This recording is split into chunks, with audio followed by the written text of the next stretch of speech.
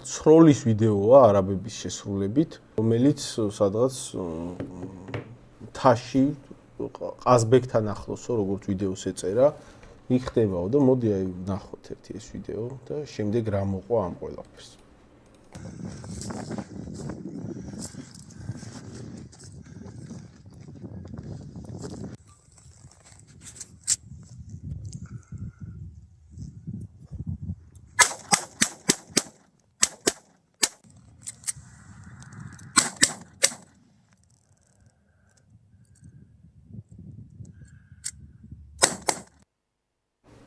ეს არის ვიდეო არაბი ინვესტორები ბჭყალებში ისვრიან სადღაც აერში, სადღაც ყაზბეგთან ახლოს. ერთი რომ ზოგადად შემაშფოთებელი ვიდეო ძალიან იქიდან გამომდინარე, ერთ რატო აქვს უფლება ვიღაც უცხოეთიდან ჩამოსულს იარაღის ან იარაღის იმიტაციის იქ სასიგნალო იარაღი მე როგორც შესაძლოა გაავრცელა სასიგნალო იარაღის ფლობის უფლებას მაჩვენებს. რატო აქვს უცხოელს საერთოდ აი რაღაც იარაღის ფორმის და ხმის გამოცემა რო შეუძლია მასეთი. საერთოდ დანის და აი ისინიც რო არის სპრეები. მაგის ყიდვის საშუალებაც არ უნდა კონდეს უცხო ქვეყნის მოქალაქე საქართველოს ტერიტორიაზე. ხო, და ეხლა ეს არის რაღაცა, რითიც შეგიძლია თუ ეს სასიგნალო იარაღი მართლა არ არის ნამდვილი, რაც არ ვიცით. ხო, ეგეც არ ვიცი. ეგეც აიდან. ეგეც უნდა ვენდოთ თავრობას. მაგრამ ამასთან დაკავშირებით რატო აქვს უფლება უცხოეთის მოქალაქეს იარაღის იმიტაცია რო შეიძლება ფორმით და ხმით, მასეთი ნივთის ფლობის უფლება, რითიც შეიძლება იმიტაცია გააკეთო იმისა, რომ იარაღი გაქვს და ნუ რაღაცა არაკანონიერი ქმედებები განახორციელო, ხო? ეგ არის ძალიან დიდი პრობლემა და ამას მე შსს მოაყოლა ამ შინაარსის განცხადება. მოდი აი წავიკითხავ. შინაგან საქმეთა სამინისტრო გავრცელებულ ვიდეო მასალაზე, სადაც ორი პირის სასიგნალო პისტოლეტიდან რამდენიმე გასროლას ახორციელებს, ადმინისტრაციული სამართალდამცავება დაიწყო. მსგავსი შემთხვევების პრევენციისთვის კი კანონმდებლობა მკაცრდება. ანუ ნახე რა ხდება.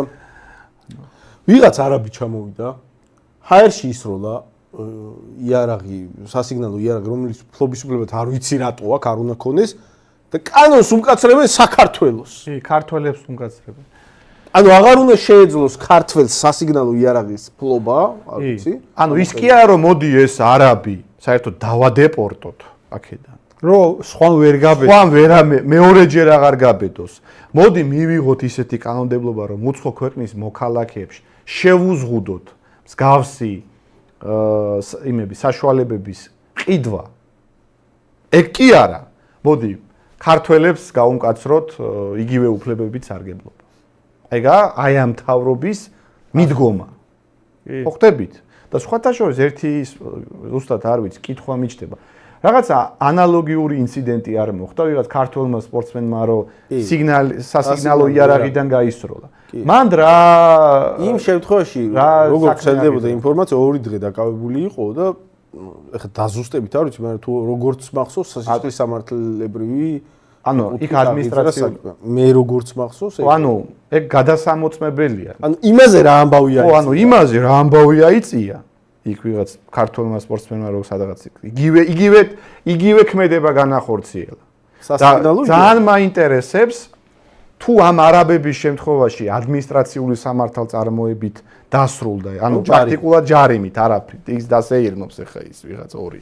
წესით საერთოდ აქედან პანგურით უნდა გააგდო.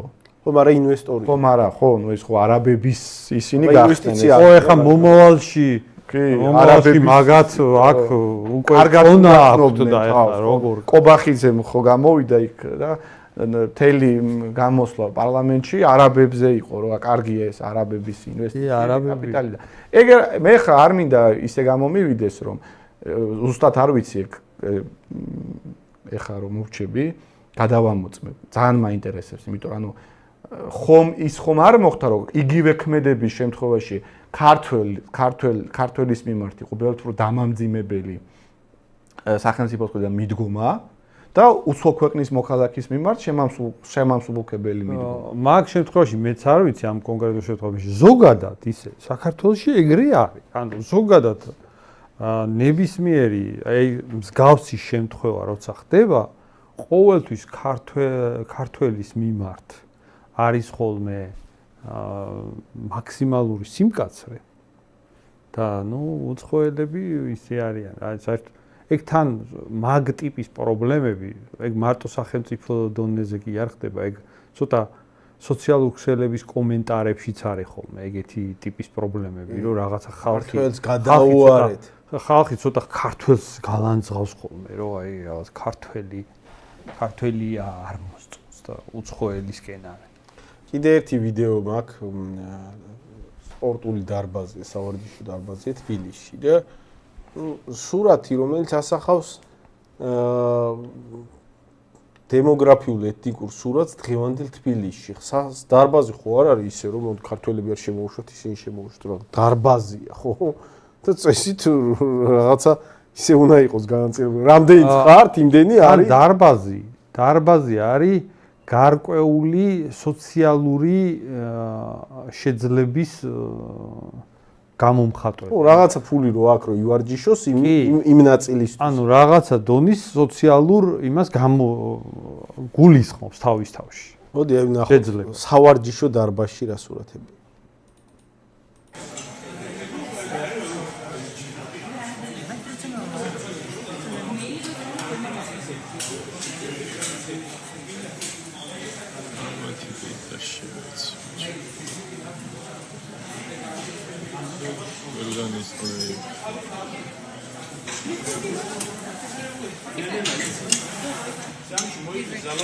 Something off. Can you focus?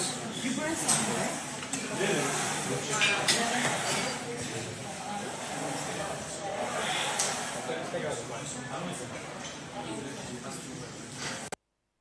ანუ დარბაზში არიან მასიურად უცხოელები, ქართველი ფაქტიურად არის ერთივე ქართველი.